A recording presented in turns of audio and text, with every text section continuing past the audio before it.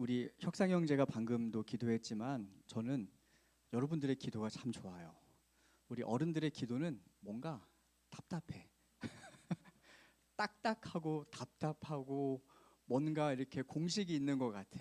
근데 우리 여러분들의 기도는 참 그냥 단어 하나하나가 일상에서 하나님과 대화하듯 굉장히 편하고 또 그 단어 속에 했을 고민들이 정말 친근한 옆에 있는 편한 사람하고 대화하는 것처럼, 그래서 제가 올 때마다 느끼는 거지만 우리 청년들 기도 참 잘한다. 우리 청년들 기도 저렇게 하는 건데 이 기도가 변치 않았으면 좋겠다 하는 생각이 항상 있어요. 여러분들 기도는 그렇게 하는 겁니다. 뭐 어른들처럼 뭐 미사여구 붙여가면서 막 복잡하게 하는 게 아니라 여러분들의 마음을 그냥 편하게 내어드리는 기도, 그리고 자연스러운 단어로 사용하는 기도, 그리고 무엇보다 여러분들의 그 마음을 그냥 그대로 드리는 기도가 제일 좋은 기도입니다. 그래서 오늘 이제 기도 없는 인생의 한계라는 주제로 같이 한번 좀 말씀을 나눠볼 텐데, 기도는 정말 우리 인생에 너무나 중요한 게 기도예요. 기도가 왜 중요하냐면은 단편적인 예를 들어서 보면은 예수님도 기도하셨다. 게임 끝이에요.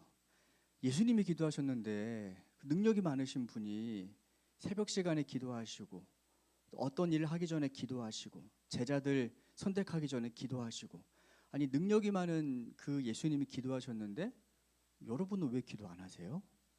그분이 기도하셨으면 기도는 정말 중요한 거구나. 능력이 많고 적고를 떠나서 기도는 정말로 하나님께서 들으시는 거구나. 하나님께서 받으시는 거구나. 그래서 여러분 기도는 너무나 중요합니다. 근데 우리가 기도를 잘못 생각하다 보면은 기도를 어떠한 청구서 형식으로 생각하기 쉬워요. 내가 원하는 것을 하나님께 기도를 통하여 얻고 싶은 것을 받아내는 것을 기도라고 정의할 수가 있는데 그렇지가 않아요. 사실 기도라는 것은요, 우리의 입장에서보다 하나님의 관점에서 너무나 중요한 거예요.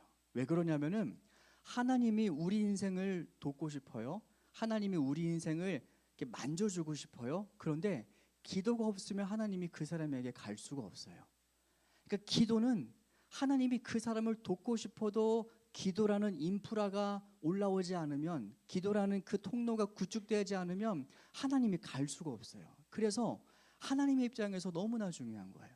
여러분을 쓰시고 싶고 여러분을 만지고 싶고 여러분의 마음의 생각을 바꿔주고 싶은데 기도하지 않으면 일할 수가 없으니까 너무나 중요한 거예요. 그리고 또 하나, 기도에는 중요한 약속이 담겨 있어요. 어떤 약속이 담겨 있냐면은 에스겔 36장 37절에 이런 말씀이 있어요.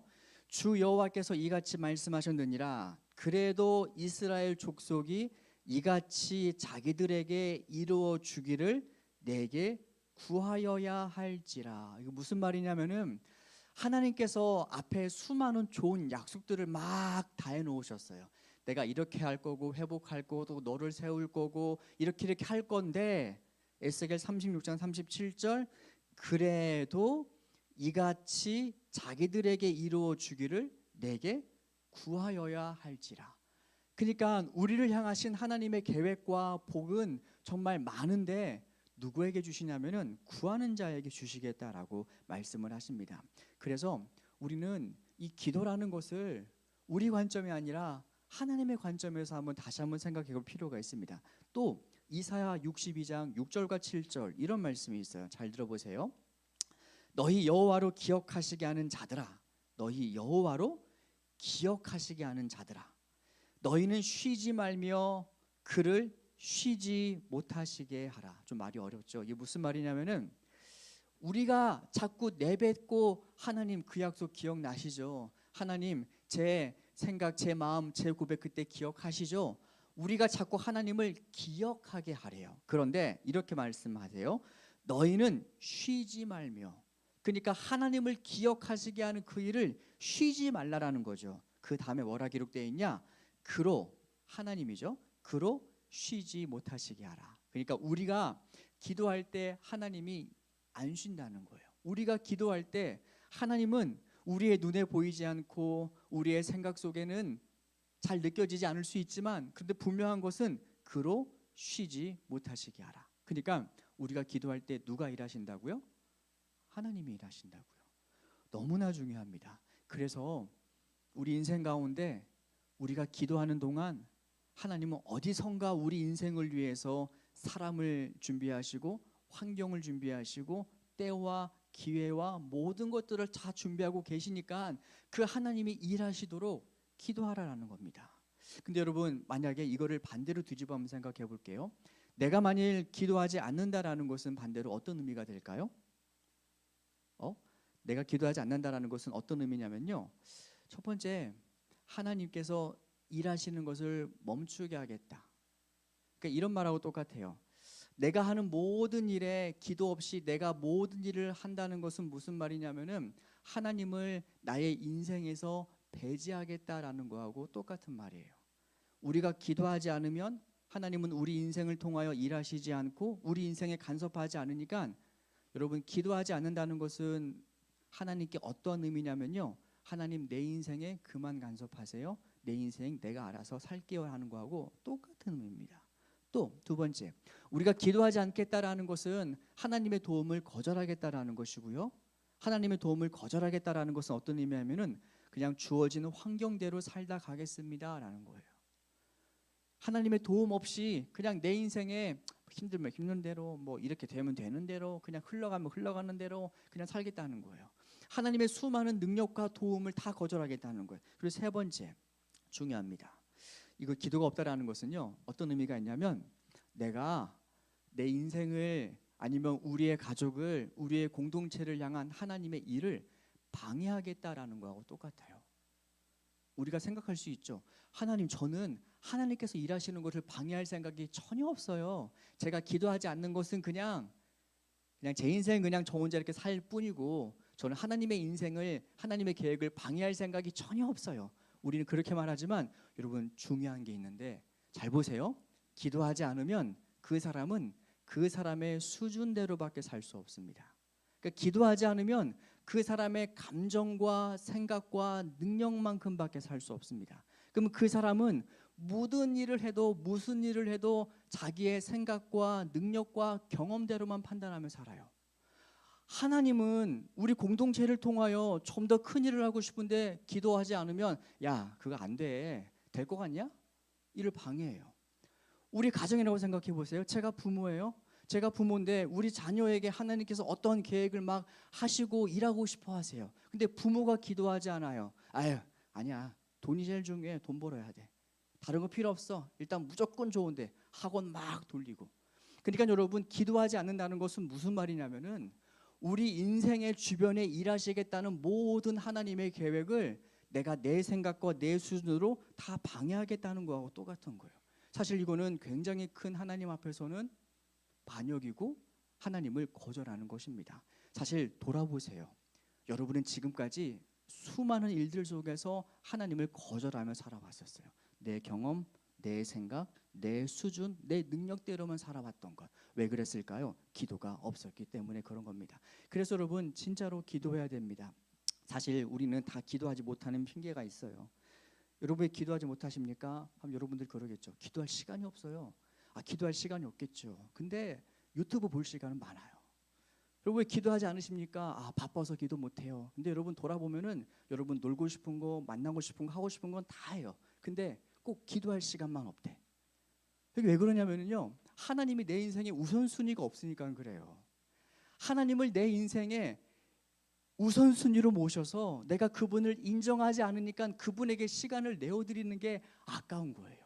넷플릭스 보고 유튜브 보고 친구 만나고 놀고 게임하고 운동할 시간은 다 있는데 뭐만 없냐? 기도할 시간만 없어요. 왜냐? 우리가 하나님을 그만큼 우리 인생의 중요한 분으로 생각하지 않기 때문에 그분은 항상 밀려요. 친구 뒤로 밀리고 운동, 게임, 다른 것 뒤로 다 밀리고 그분은 항상 저 끝에서 우리를 기다리고 계시는 분. 여러분, 그런데 오늘 본문의 말씀을 통하여 우리가 기도 없는 인생이 어떠한 한계를 갖고 사는지 한번 살펴보도록 하겠습니다. 오늘 조금 빨리 진행하면요, 여러분들 요나 아세요? 요즘에 요나 모르시는 분도 많아서 예전에는 다 성경을 어릴 때부터 듣고 성경 이야기를 듣고 자라왔는데 요즘에는 요나를 잘 모르시더라고요. 간단하게 설명을 해드릴게요. 요나가 이제 북이스라엘 사람인데 요나를 북이스라엘을 멸망시켰던 나라가 아수르라는 나라예요. 그 아수르의 수도가 어디냐면요, 니느웨라는 곳이에요. 근데 오늘날 하나님께서 이렇게 요나에게 말씀을 하세요. 요나야, 저기 니느웨로 가서 그 사람들에게 내 말 좀 전해. 저 사람들 너무나 악이 넘쳐나서 곧 망할 것 같은데 나는 저들을 멸망시키고 싶지 않아. 그러니까 요나 입장에선 당연히 싫죠. 우리 입장을 생각해 보면 일제 강점기 시대 때 일본 사람들에게 가서 회개하라고 말하는 거하고 똑같아요. 여러분의 관점을 생각해 보면 나를 괴롭혔던 사람, 그러니까 내가 생각했을 때 저 사람은 좀 망했으면 좋겠어, 저 사람은 좀 하나님이 좀 한 대 때려줬으면 좋겠어 하는 그런 미운 사람들이 있죠.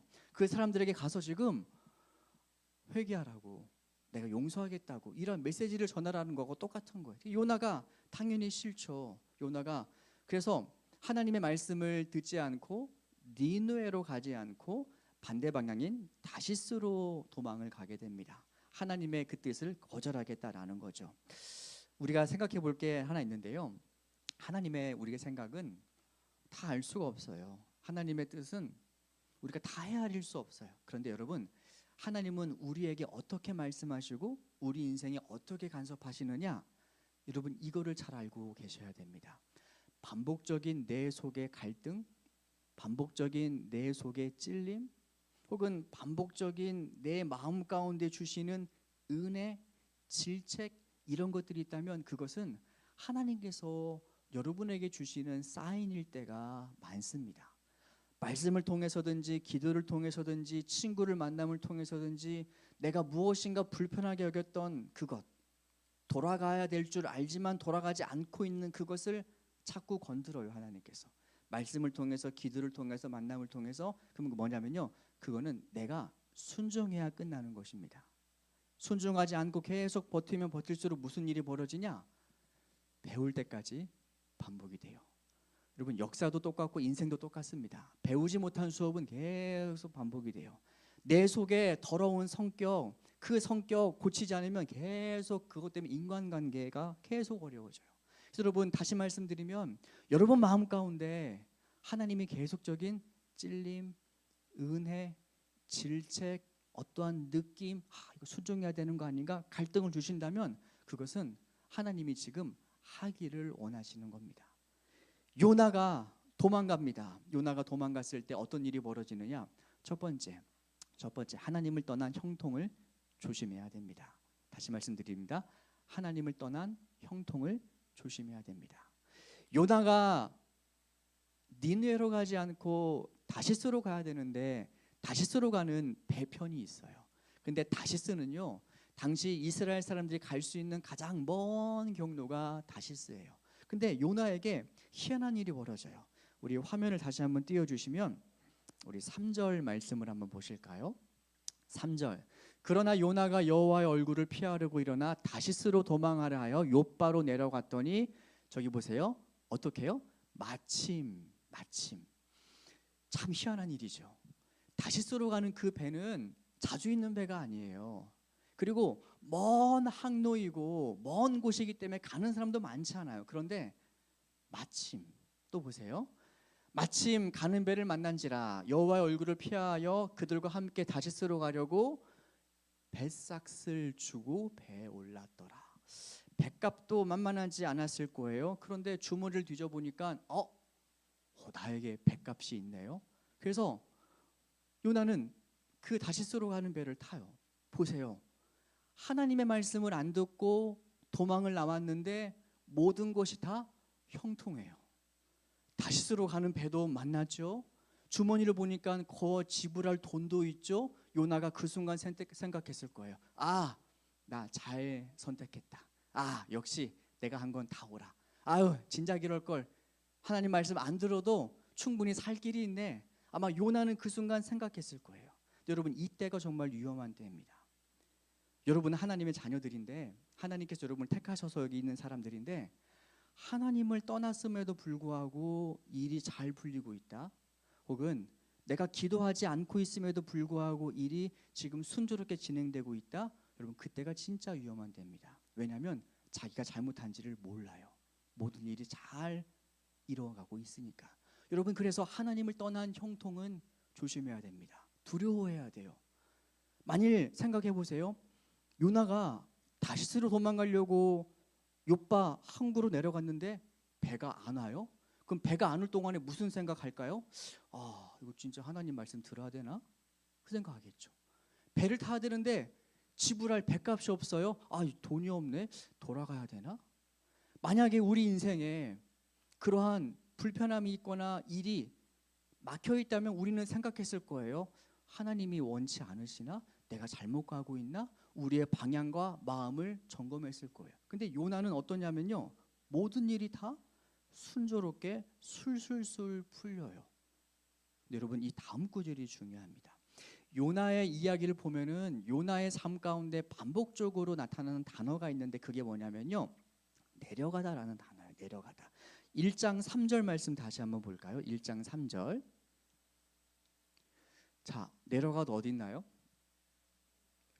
욥바로 내려갔더니. 5절 말씀 좀 한번 펴주시겠어요? 5절 보세요. 배 밑층에 내려가서. 또 하나 있는데 이제 2장 6절에 나중에 요나가 물고기 뱃속에 갇혔을 때 뭐라 기록되어 있냐면요, 거기는 산의 뿌리까지 내려갔다. 그러니까 요나가 장소를 바꿀 때마다 욥바로 내려갔고, 배 밑으로 내려갔고, 물고기 뱃속에서 내려갔고. 내려가다라는 단어가 요나가 장소를 바뀔 때마다 같이 등장하는 단어가 내려가다라는 단어예요. 참 희한하죠. 아니, 지금 요나는 인생의 성공 가도를 향하여 쭉쭉쭉 올라가고 있는 줄 알았어요. 나는 성공하고 있고 잘 되고 있고 내 인생 형통하다. 근데 하나님은 지금 뭐라 말하냐면요, 아니야, 너 내려가고 있는 거야. 충격적이죠. 그러니까 잘 되고 있는 것이 아니라 하나님을 떠난 인생은 점점 낮은 곳으로, 고난으로, 힘든 곳으로 내려가고 있다라는 것을 지금 하나님께서 우리에게 말씀하고 계시는 겁니다. 그래서 우리가 하나님을 떠난 형통을 조심해야 되고요. 두 번째 또 하나 보겠습니다. 하나님을 떠났던 요나의 인생, 그 사람은 어떻게 되냐면요, 하나님을 떠난 그리스도인들의 인생은 주변에 복이 되는 것이 아니라 주변에 재앙이 되고 고통이 될 때가 참 많습니다. 우리는 하나님의 자녀들이에요. 여러분을 향한 하나님의 계획은 복입니다. 하나님이 아브라함을 불렀을 때 뭐라고 말씀하시냐면은 너는 복이 될 거야. 내가 너를 복된 존재로 만들어서 네가 가는 곳곳마다 사람들이 너를 통하여 복을 받게 할 거야. 이게 우리의 정체성이고 하나님께서 우리에게 주신 이거는 능력이자 복이에요. 그래서 사실 하나님 안에 있는 사람들은요, 그 사람이 가정에 있으면 가정이 복을 받고 직장에 있으면 그 사람 때문에 직장이 복을 받아요. 여러분 주변에 그런 사람 있죠. 곁에 있는데 참 좋은 사람, 아, 저 사람은 참 우리 공동체에 유익하다. 근데 반대로 불편하게 만드는 사람이 있어요. 아, 저 사람 때문에 우리 공동체 또 고생하네. 우리 집안에서, 친구들 모임에서. 여러분의 정체성은 누구냐면요, 여러분은 하나님께서 여러분을 복의 통로로, 자녀로 삼으셨어요. 그런데 문제가 뭐냐, 하나님을 떠난 그리스도인들은 주변에 복의 통로가 되는 것이 아니라 고통의 통로가 되는 것을 볼 수 있습니다. 요나가 다시스로 가는 배를 타고 이제 한동안 항해를 시작을 하죠. 그런데 곧 큰 폭풍을 만나게 됩니다. 우리 뭐라 기록되어 있냐면요, 2장 4절에 여호와께서 큰 바람을 바다 위에 내리시매, 하나님께서 큰 바람을 바다 위에 내리셨다. 말 안 듣는 것은 요나 한 사람이었었어요. 그런데 지금 요나 한 사람으로 인하여 배 위에 있는 모든 사람이 전부 다 고난을 당하고 고통을 당하고 죽을 위기에 몰려 있다라는 것을 우리가 발견할 수 있게 됩니다. 마찬가지입니다. 여러분들은 하나님이 절대 포기하지 않으세요. 여러분, 그거는 확실합니다. 하나님은 여러분들을 절대 안 놓아요. 그런데 여러분이 멀리 가면 갈수록 하나님은 여러분들을 더 세게 끌어당길 거예요. 그 세게 끌어당김은 우리의 인생에 어떻게 드러나느냐? 때로는 슬픔, 때로는 고난, 때로는 고통으로 드러날 수밖에 없습니다. 그래서 여러분들이 하나님을 떠나면 떠날수록 여러분의 삶은 하나님께서 돌아오기 위해서, 여러분을 돌이키기 위해서 하나님의 방법을 다 동원하실 거예요. 여러분을 절대 하나님은 빼앗기지 않으실 것이고 여러분을 절대 하나님은 놓지 않으실 것이기 때문에 그거는 어쩔 수 없는 결론이에요. 우리가 하나님을 이길 수는 없어요. 우리가 아무리 발버둥 치고 아무리 때를 쏘고 아무리 하나님 멀리 간다 할지라도 하나님은 끝내 여러분들을 되돌이킬 것입니다. 그런데 그 과정 속에 무엇이 동반되느냐? 우리의 삶을 때리시고 고치시고 회복시키시고 싸매시는 이 하나님의 수많은 일들이 일어나게 되는 거죠. 그래서 이 요나 한 사람으로 인하여 이 벳사람 전부가 다 고통을 당합니다. 나중에 이제 요나 이야기를 알고 있는 사람들은 아시겠지만 이제 요나가 뱃속에서 계속 잠을 자게 되죠. 우리 성경 말씀을 한 구절 좀 펴보겠습니다. 우리 요나 말씀 중에 요나 우리 1장 6절이에요. 1장 5절 말씀 5절과 6절을 보게 될 텐데요. 먼저 5절을 보겠습니다. 이제 사공이 두려워하여 큰 폭풍이 만났으니까요. 사공들이 두려워하여 각각 자기의 신을 부르고 또 배를 가볍게 하려고 그 가운데 물건을 바다에 던지니라. 그러나 요나는 배 밑층에 내려가서 누워 깊이 잠이 든지라. 여러분, 요나가 깊은 잠이 들었대요. 생각해 보세요. 배가 지금 막 출렁이고 요동하고 있는데 잠을 잘 수가 있을까요? 지금 막 다들 죽으려고 하는데 잠을 잤다라는 것이 이해가 잘 안 되죠. 이것은 영적인 깊은 잠입니다. 사실 요나는 이때쯤 알았을 거예요. 아, 하나님이 나를 부르는 거구나. 나 때문에 지금 이러한 큰 폭풍이 일어났구나. 근데 요나가 그것을 인정하지 않고 자꾸 외면해요. 잠자는 척을 합니다. 그랬더니 어떤 일이 벌어지냐면은 6절 말씀 보세요. 하나님이 이제 선장의 입을 통하여 요나에게 이렇게 말합니다. 6절 우리 같이 읽겠습니다. 선장이 시작. 선장이 그에게 가서 이르되 자는 자여 어찌함이냐 일어나서 내 하나님께 구하라. 혹시 하나님이 우리를 생각하사 망하지 아니하게 하시리라 하니라. 아멘. 뭐라 말하냐면 선장이 요나에게 대하여 말합니다. 자는 자여 어찌함이냐 일어나서 내 하나님께 구하라. 무슨 말이냐면요, 여보시오, 당신 기독교인이라면서요, 당신 하나님 믿는다면서요, 근데 왜 이렇게 힘든 상황 가운데 왜 당신만 자고 있습니까? 깨어나서 좀 기도 좀 하라고. 이 선장의 입을 통하여, 이방인의 입을 통하여 지금 하나님께서 요나에게 무엇을 말씀하시냐면요, 영적인 깊은 잠에서 하나님께 실망을 했겠죠.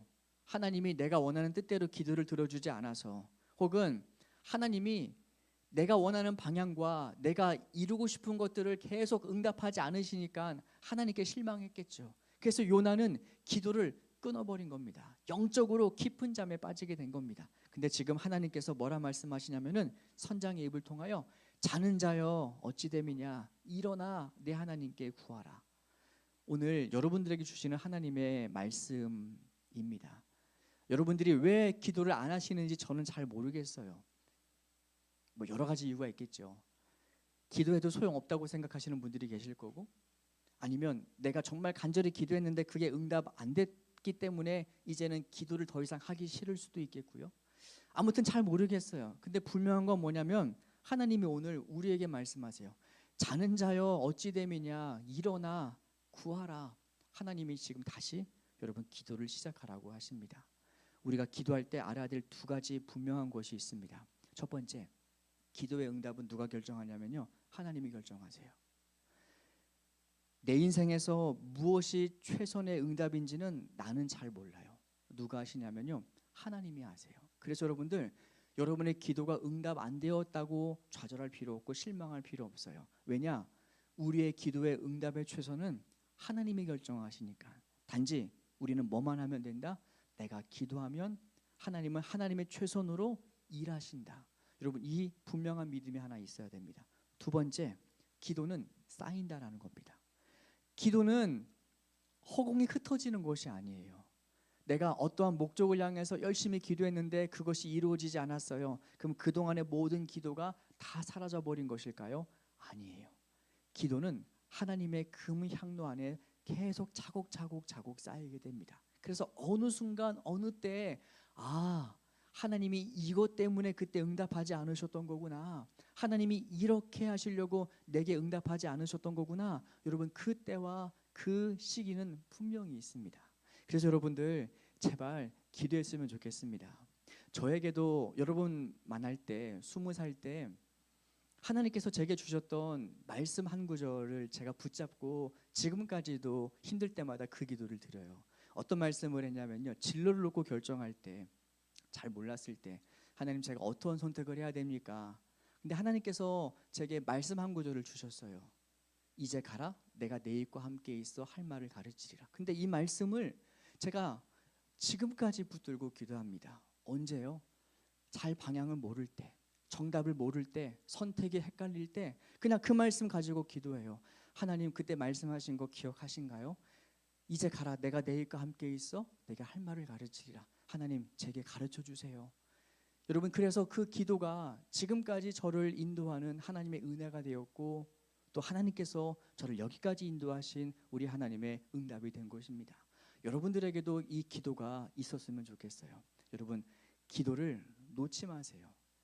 여러분이 무엇이 되었든지 말씀이든지 은혜든지 붙잡고 여기 나와 있는 성경책의 모든 말씀의 약속은요 다 여러분들 것이에요. 그래서 좋은 말씀이 있거나 은혜되는 말씀이 있으면 여러분 그거는 여러분들이 그냥 차지하시면 돼요. 여러분들이 외우시든 기록하시든 아니면 표시를 하시든 이 말씀 이제부터 내 거야 붙잡고 그 말씀을 붙잡고 기도하시면 하나님께서는 그 기도의 응답을 통하여 반드시 여러분들 인생 가운데 역사할 줄을 믿습니다. 여러분 그래서 제발 기도하세요. 기도하셔야 하나님이 일하실 수가 있어요. 여러분들이 하나님 오시라고 그 카페트를 깔아들어야 하나님은 그 통로를 통하여 우리 삶 가운데 역사하시고 응답하실 수 있으십니다.